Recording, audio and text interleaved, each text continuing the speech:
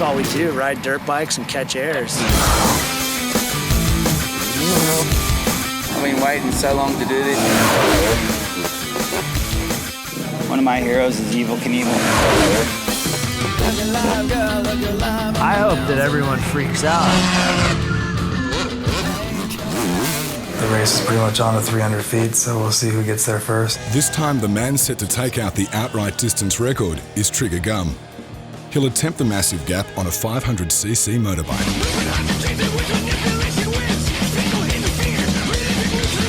Basically, my background is skateboarding. I always liked motorcycles, but you know, I come from the beach, you know, and there's not really any place to ride. So basically, it was all about surfing and skateboarding. And then I finally got a bike, and I broke my foot so bad I couldn't go to my knees skating vert. You know, I could ride my motorcycle, but I couldn't skateboard. So I just took everything that I learned, like transition-wise, to a motorcycle. This is before freestyle even was around. How I even got here is basically Seth put this whole thing together. He was going to do the 250 overall record, and I asked him, I go, hey Seth, what do you think about me doing a 500 record?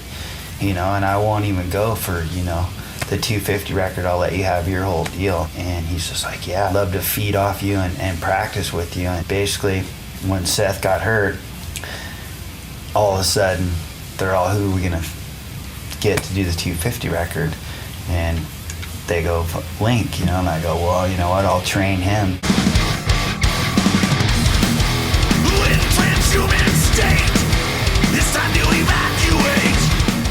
Racing dirt bikes, otherwise known as motocross, has been around for years. But it was in the early 1990s that a more expressive and innovative spin-off was developing.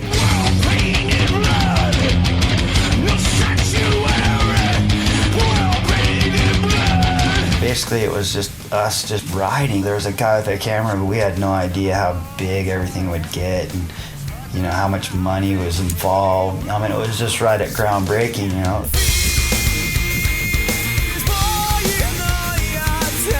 Footage was emerging of maniacs who would trick and jump on anything they could, culminating in the first Crusty Demons video release in 1994.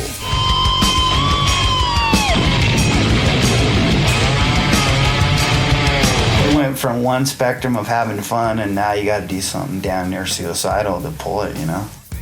And even within this new, fast-growing sport, there were a small group of riders that were bitten by the bug to jump bigger and bigger gaps. On their first day at the track, our riders inspect the construction of the biggest lander in the history of motorcycle jumping. 40 feet high, 160 feet long, and 30,000 cubic meters of dirt. And I look at everything as a whole package, you know, my bike, you know, the ramp, the landing ramp.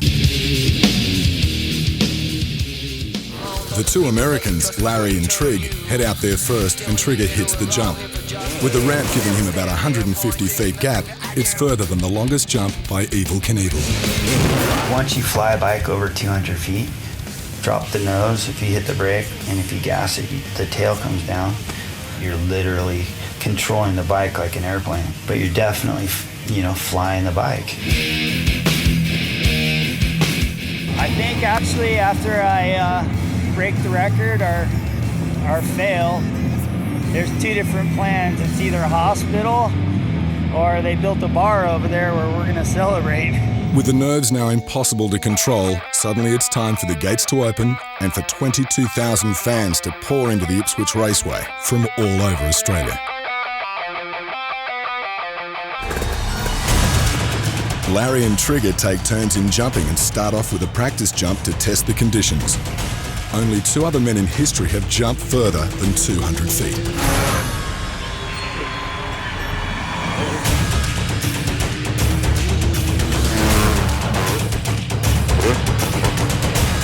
You know, this will be history pretty much, you know. I'm gonna try to jump a motorcycle farther than anybody on the planet. You know, if that ain't history, I don't know what is, you know. We are moving the ramp back! Trigger decides it's time to go for broke. He pushes the ramp back a further 20 feet. If he lands, the record is his. But on this jump, something goes horribly wrong. Consumed by nervous energy, Trig made his run up early before officials had given him the all clear. Oh, God! In a moment of sheer terror, Trigger came within inches of crashing directly into commentator Steve Scott. Oh, God! I almost hit him. I flew directly over the top of his head, and it was just a really close call. It was at this moment that both men thought they were going to die. He has to go for one more jump, and in an unbelievable act of courage, Trigger heads down the runway to risk his life one more time.